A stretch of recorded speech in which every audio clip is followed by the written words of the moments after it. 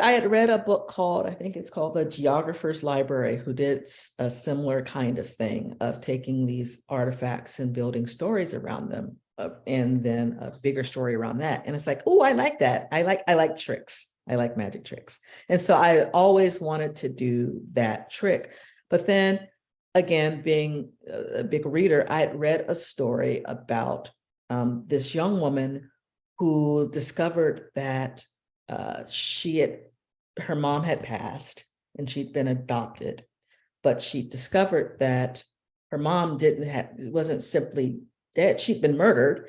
And her father was not even her father, but he actually had killed her mother, and he was actually a serial killer. And all this was happening on the East Coast, real life. And so it was this kind of wild story about origins. And all of it started with her taking a 23andMe type DNA test, and just how that led to the discovery of who she actually was. And so I wanted to take a story about a young woman. And I started the story during the very beginnings of the pandemic, where we're all cleaning out closets and Marie Kondoing everything. And I'm cleaning out closets and I'm discovering, things that I shoved in this cabinet a long time ago. And it was this, I found an envelope from my mom. I am the keeper of the documents in my family. And my mom had in her documents, she has this envelope that says, do not open until my death. And my husband's like, oh, you should open that. I'm like, I don't want to open that. I don't want to know what secrets or whatever is in there. I don't want to know until. So we had this debate about opening this envelope. And so this was happening to me as well. My daughter was about to graduate from high school.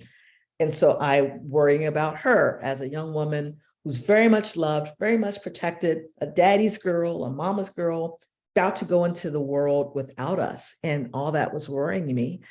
In addition to, I took a 23andMe, and there was a distant cousin in the UK who's white. And we shared DNA line. She's like a fourth cousin or something like that. And she did not accept that she had Black relatives because she's white. And it's like, well, here in America, if you see, my mother's maiden name, she came from the Days family, D-A-Y-S.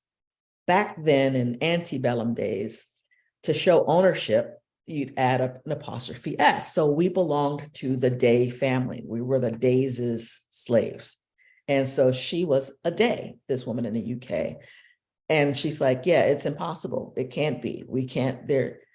But, it was hilarious to me. It's like, well, you see, I'm not as dark skinned as I could be. My mom is pretty light. We're all kind of mixed here, not just in America, but since we're talking about it, there's a reason for that. So I found that hilarious and frustrating that she thought it was the worst thing in the world for us to be somehow related. So I went into writing these toxic things with all this in my head. And I knew that I wanted her to be young. I wanted her to be fascinated with the old and the new, just as our kids are, very analog, but also very digital, just like us Gen Xers. And I wanted it to be a story about origin, where we come from. I wanted it to be about memory, whose memory trumps whose, and what happens when bad people start losing their memory. It was a very kind of simple story in that way. It's like, what happens when, and it also came out of the whole Robert Durst story of him hiding out as a woman all this time. Is again, real life stories are even weirder than the ones we end up telling. And Toxic Things, was based in some reality. If you can't tell, I like these stories that seem almost cozy in the beginning, and then they kind of freaking implode and peel and peel and peel. And I was thinking about, you can be somewhere just randomly having a good life, and something comes out of the blue and changes the trajectory of that life. And it could either be the best thing, kind of like my agent saying, I got an interesting thing that's just happened, to there's something you need to know, we need to talk. And that's where I started. I had told a story about a great mom in These Toxic Things, and I wanted to tell a story of a young woman who doesn't have as nurturing a mother as Mickey did. And I wanted again to be another LA based kind of story. And that was the premise. It's like, well, let's play with this idea of origin again, of the idea that our parents were people before they were paragons. I wanted that story again.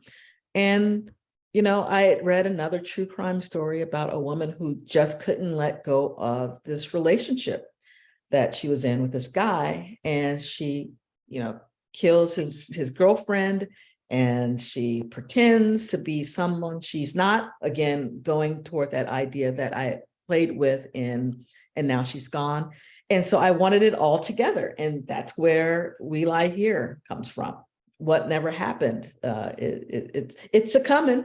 And it's a story of an obituary writer who returns home, well, kind of home, to Catalina Island, which is like 26 miles off the coast of California.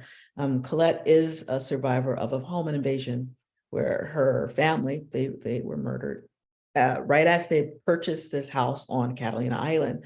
I am fascinated with Catalina. As an LA kid, that's one of the big field trips you go on. And it's very, this paradise in the Pacific in a way. And the sun and the beach and saltwater taffy and bison on the island. But Catalina has, in some ways, a troubling history. Those poor bison, they're there and they're kind of stuck, and there's drought. It was a place where Native American population they were removed from that island because Zane Grey, there's a Western film there, and that's why they bought the bison there. But then they weren't even used, and they're left there, these poor bison and the people who were displaced, once again, displacement. And there are like 1.75 Black people who live on Catalina full time. Why is that? And I wanted to know why that is. And the history of Catalina, they didn't let Black people on the ferries back then. So if you can't get over there, then you can't live. And that was a very, that was intentional. And so Colette is a family. She comes from a family that had successfully purchased a house there, and someone did not want them there. And so she's returning home to claim her space, to reclaim her home. And someone does not want her there. And with her writing obituaries, someone has written her obituary and is threatening her life. So she's trying to figure out if this is connected to the home invasion that she survived, or if this is something new, something very modern and that's connected to gentrification and who belongs where and what is native and what is not. I am really looking forward to the story because it is, Catalina Island, this perfect place. It's not so perfect. It's still beautiful, but it's not so perfect. And then next February, the first of my fantasy series, which I know is kind of weird, but it's called The Last One. And it is a series featuring a woman who wakes up in a forest and learns that she needs to stop the end of the world, and that she may be the reason why the world is about to end. And that's next February. It's a total of 4 books. It's a duology, and I'm excited and terrified. Yeah, talk about that. What inspired you to want to head down the fantasy rabbit hole? Well, once again, my incredible agent, she called and said, so I have an interesting thing. And the interesting thing was Liz Pelletier at Entangled Publishing has launched this new line called Red Tower Books. And they're these very high concept fantasy, sci-fi, romance novels. But in addition to the high concept story, they're like these limited edition first prints with the arty edges of the stenciled edges and all this kind of thing. And Liz liked my other stuff, and she was wondering if I wanted to do this thing. And I'm the type of person who I am stopping myself from doing this so much, but who will say yes, because there will be one day when no one asks me to do anything.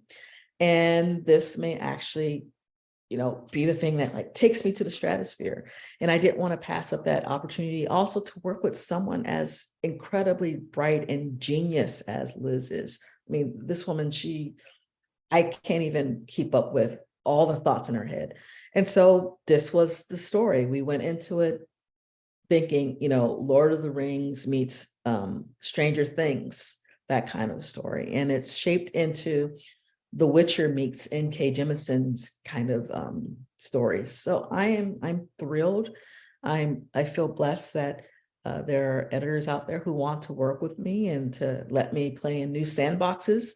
Yeah, so next February will be the first one.